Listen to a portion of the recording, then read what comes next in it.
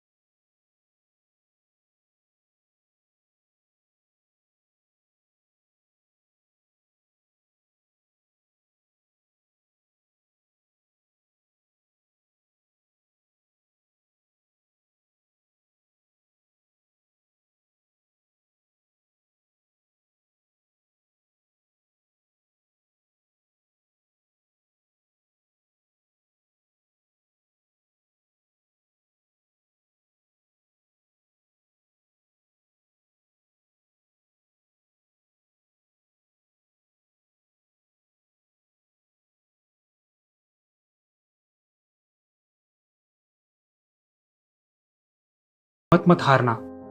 अंकुर का मूड अच्छा करने के लिए स्मिता उसे सैर सपाटे के लिए बाहर लेके जाती है, और शाम को घर लौटने में उन्हें थोड़ी देरी होती है।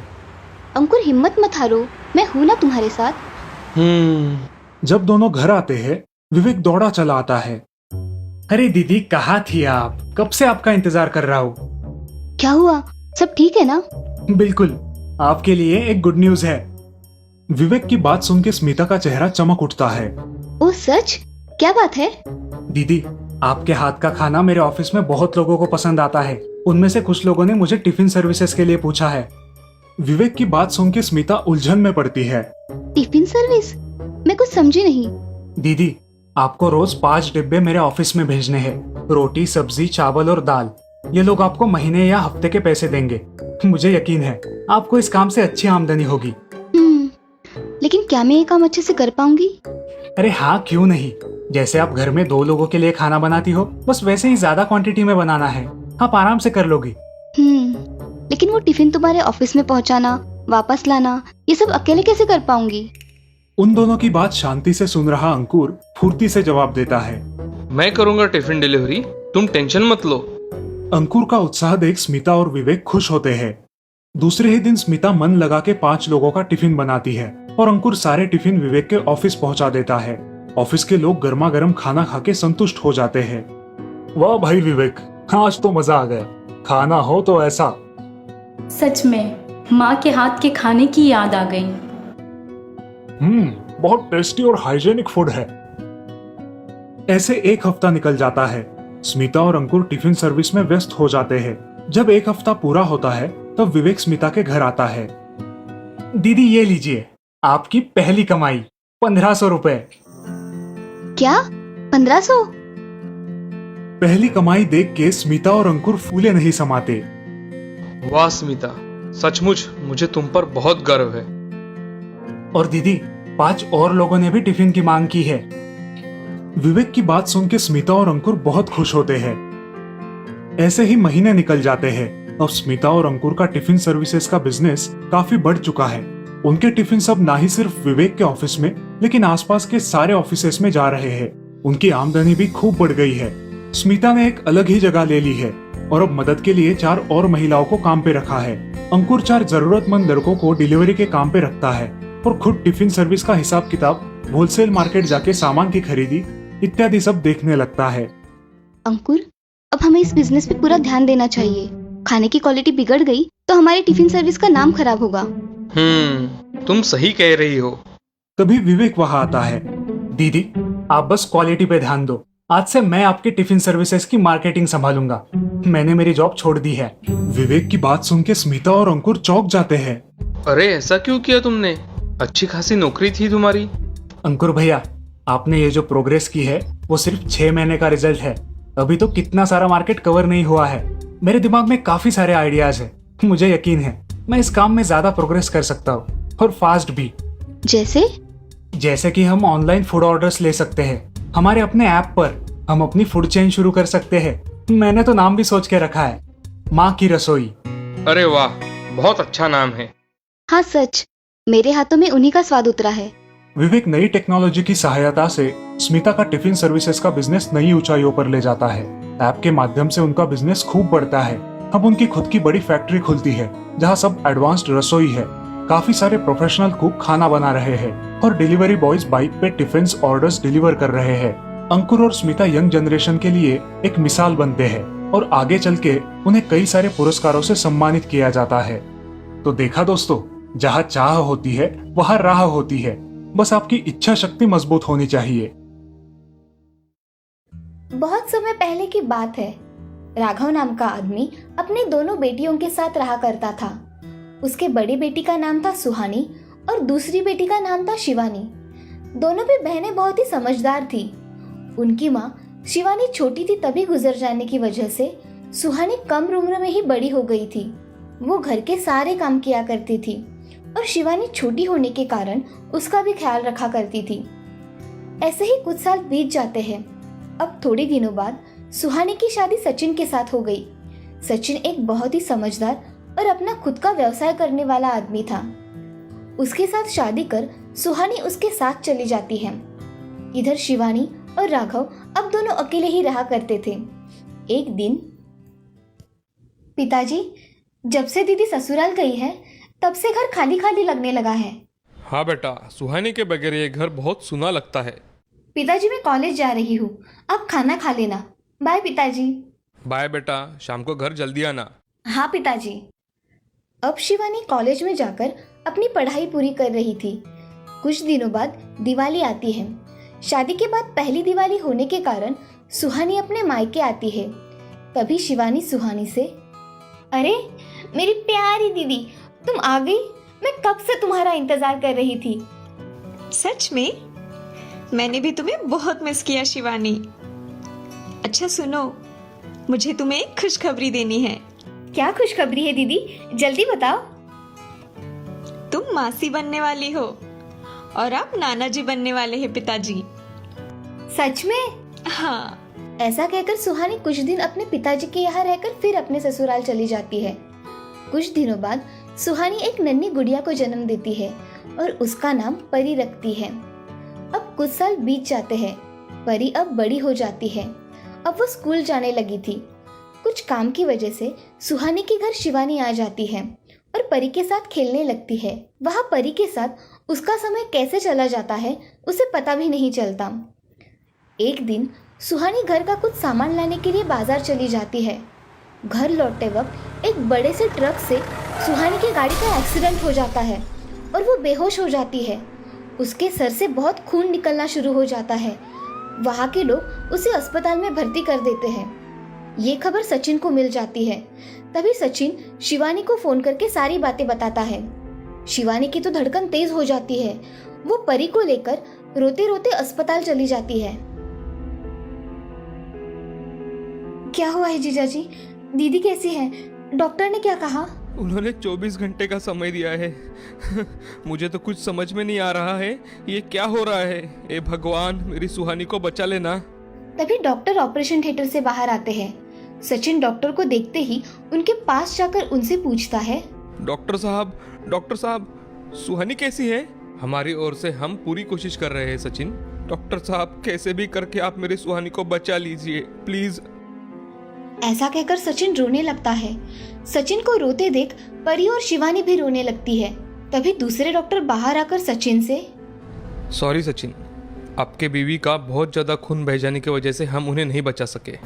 डॉक्टर की बात सुनकर सचिन और शिवानी बहुत रोने लगते हैं। तभी सचिन सुहानी के पास जाकर, तुम मुझे ऐसे छोड़कर नहीं जा सकती सुहानी। ऐसा कहकर सचिन जोर जोर से रोने लगता है। अब कुछ महीने ऐसे ही बीत जाते हैं। परी को माँ की कोई कमी ना हो, इसीलिए सचिन की माँ गीता हिम्मत जुटाकर सचिन से कहती है, बेटे, कब तक तुम ऐसे ही सुहानी के यादों में अपनी जिंदगी गुजारोगे? तुम अब एक पिता भी हो और पिता होने का फर्ज भी तो तुम्हें निभाना है। उस मासूम परी की ओर देखो बेटा। क्या तुम्हें नहीं लगता कि परी को माँ के प्यार की जरूरत है? तुम्हें दूसरी शादी कर लेनी चाहिए। मगर माँ, मैं दूसरी शादी कैसे करूँ? क्या तुम्हें लगता है सुहानी जितना प्यार कोई परी को कर पाएगा? बेटा, ये मुझे पता है, मगर परी को माँ के प्यार की जरूरत है, ये याद रखना। मैं सोचता हूँ। ऐसा कहकर सचिन वहाँ से चला जाता है। कुछ दिनों बाद सचिन की माँ गीता अपने बेटे का रिश्ता लेकर शिवानी के घर चली जाती है। तभी शिवानी के पिता राघव गीता जी से, आइए ना गीता जी, हमारी परी कहाँ है? वो नहीं आई? अरे नहीं भाई साहब, मैंने परी को नहीं लाया। मुझे आपसे कुछ जरूरी बात करनी थी, इसीलिए मैं आपके पास आई हूँ। हाँ बोलिए ना, आपको क्या बात करनी है? भाई साहब, मैं सोच रही हूँ कि अगर शिवानी बेटी की शादी सचिन से हो जाए तो अच्छा रहेगा। मेरी परी की जिंदगी संवर जाएगी, उसे उसकी माँ से ही माँ के रूप में मिल जाएगी। गीता जी, परी मेरी भी तो पोती है, मुझे भी उसकी बहुत चिंता है। लेकिन मुझे एक बार आप शिवानी से बात करने दीजिए। मैं शिवानी से बात करके आपको बताता हूँ। बहन, आप चिंता मत कीजिए, सब ठीक हो जाएगा। जी भाई साहब, आप मुझे फोन पर बता देना। जी, मैं आज ही शिवानी से बात करके आपको बताता हूँ। ठीक है भाई साहब, मैं चलती हूँ। घर पर परी अकेली है। जी।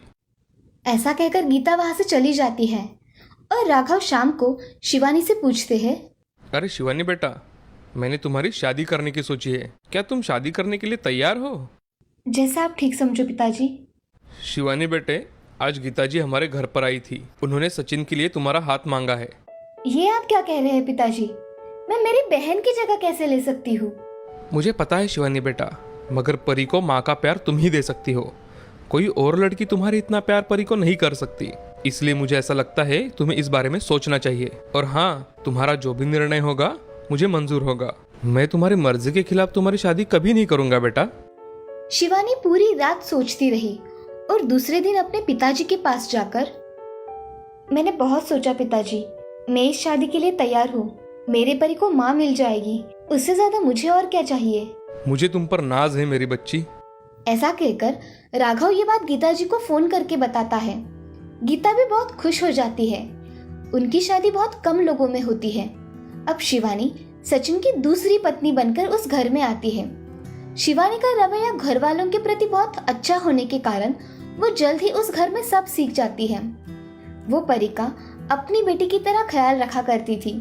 उसका खाना पीना तथा उसका स्कूल से जाने तक का सारा काम शिवानी खुद से किया करती थी। ये सब देख सचिन की माँ गीता भी बहुत खुश थी। मगर बुढ़ापे में लंबी बीमारी के कारण सचिन की माँ चल बसी। बाद में उनके परिवार में सचिन, परी और शिवानी रह गए। अब ऐसे ही 1 साल बीत जाता है। शिवानी एक सुंदर से लड़के को जन्म देती है। परी भी बहुत खुश थी क्योंकि अब उसके साथ खेलने के लिए उसका भाई आया था। अब शिवानी अस्पताल से घर पर आती है और शिवानी के मन में एक विचार आता है, अब मेरे बच्चे के सारे अधिकार इस परी के साथ बांटे जाएंगे। मुझे खुद को बदलना चाहिए। मुझे मेरे बेटे के बारे में सोचना चाहिए। अब शिवानी का परी के प्रति व्यवहार बदल जाता है। वह उससे सौतेले जैसा व्यवहार शुरू कर देती है। परी को समझ में ही नहीं आता कि उसकी माँ को हुआ क्या है। तभी परी शिवानी से, माँ तुम अब मुझसे ऐसा व्यवहार क्यों करती हो? मैं तो तुम्हारी परी हूँ ना। मैं तुम्हारी माँ नहीं हूँ, मैं मेरे बच्चे की माँ हूँ। तुम्हारी मैं मासी हूँ, समझी? मुझे तुम मासी ही कहा करो और मुझे कुछ नहीं हुआ है। मैं जैसा कहूँ वैसा ही करना, समझी? हाँ माँ, तुम जैसा कहोगी मैं वैसा ही करूँगी। अब शिवानी परी को बहुत भला बुरा कहने लगी थी। उससे घर के सारे काम करवाती थी। ऐसे ही एक दिन शिवानी अपने घर के बड़े बड़े बर्तन निकालकर उसे साफ करने के लिए देती है। तभी परी अपनी मासी से, मासी मेरे से ये बर्तन उठाए नहीं जाते, मैं इन्हें कैसे साफ करूँ? वो मुझे नहीं पता, मुझे शाम तक सारे बर्तन साफ चाहिए, समझी? ऐसा कहकर शिवानी वहां से चली जाती है। अब परी को उसकी बात पर रोना आता है और अपनी माँ की उसे बहुत याद आती है। माँ तुम मुझे छोड़कर क्यों चली गई? यहाँ सब लोग बुरे हैं। परी फूट फूट कर रोने लगी। उसकी ये बातें शिवानी के कान पर पड़ती है और वो वहीं से मुड़कर परी के पास चली आती है। क्यों रे परी, अब ज्यादा जुबान चल रही है ना तेरी? ऐसा बोलकर शिवानी उसके गाल पर इतने जोर से चाटा मारती है कि उसकी पांचों उंगलियां उसके गाल पर साफ दिखाई देती है। परी बहुत रोने लगती है और रोते रोते अपना काम करने लगती है। काम हो जाने के बाद परी किचन में जाकर खाना पकाने के लिए चली जाती है और तभी उसके हाथ से दूध नीचे गिर जाता है। अरे करमजली, अब क्या मेरा नुकसान करके छोड़ेगी क्या? ये देखो कितना दूध गिरा दिया तुमने। ये सब देख बड़े गुस्से में शिवानी वहां रखी हुई कलची को गैस पर गरम करके परी के हाथ को चटका लगा देती है। उसे बहुत दर्द होता है। वो बहुत जोरों से चिल्लाती है और अपने कमरे में रोती रोती चली जाती है और वहां जाकर सो जाती है। कुछ देर में सचिन घर आता है तो उसे परी दिखाई नहीं देती। वो शिवानी से, अरे शिवानी, परी कहाँ है? वो खाना नहीं खाएगी? अजय आज खेल खेल के बहुत थक गई थी, इसीलिए परी खाना खा के जल्दी सो गई है। अच्छा। सचिन खाना खाकर सो जाता है, लेकिन उसे उस रात अच्छे से नींद नहीं आती, तो वो परी को देखने उसके कमरे में चला जाता है। तभी उसे उसकी आंखों पर विश्वास नहीं होता। परी का बदन बुखार से गर्म था और परी के गाल पर उंगलियों के निशान थे और हाथ जला हुआ था। ये सब देख सचिन हैरान हो जाता है। अब उसे कुछ समझ में नहीं आता कि हो क्या रहा है। तभी उसने परी को उठाकर बुखार की दवाई दी और उसके साथ वही सो गया। अगले दिन सचिन परी से, बेटी ये तुम्हें क्या हुआ है, मुझे बताओगी? कुछ नहीं पिताजी, वो मैं किचन में कुछ करने गई थी तो मुझे कुकर का चटका लग गया। और ये गाल पर क्या हुआ है बेटा, किसने मारा है तुम्हें? वो पिताजी, मैंने होमवर्क ठीक से नहीं किया, इसीलिए मेरी टीचर ने मुझे मारा। अच्छा, लेकिन परी बेटे तुम्हारी तबीयत तो ठीक है ना अभी? हाँ पिताजी, मुझे अच्छा लग रहा है। आप ऑफिस जाइए। सचिन हाँ कहकर ऑफिस जाने के लिए निकलता है, मगर उसका मन आज कुछ अलग कह रहा था।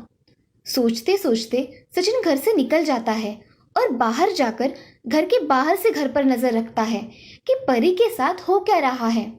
सचिन के जाने के बाद थोड़ी ही देर में शिवानी वहां आती है।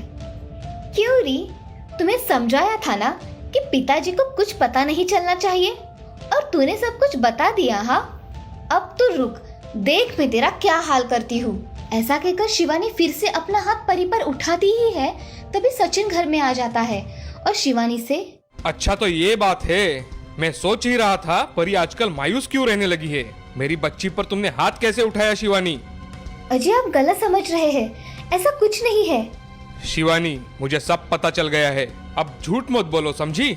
सचिन को इतना गुस्से में देख शिवानी चुपचाप खड़ी रहती है। तभी सचिन परी को पास लेकर, ये मेरी बेटी है शिवानी, तुमने इस पे हाथ कैसे उठाया? और तो और उसके हाथ को भी जला दिया। तुम्हें कुछ समझ में आता है भी या नहीं? बस बहुत हो गया, अब तुम इस घर में नहीं रह सकती, समझी? अभी के अभी निकल जाओ मेरे घर से। नहीं पिताजी, मासी कहाँ जाएगी? उसे माफ कर दीजिए ना।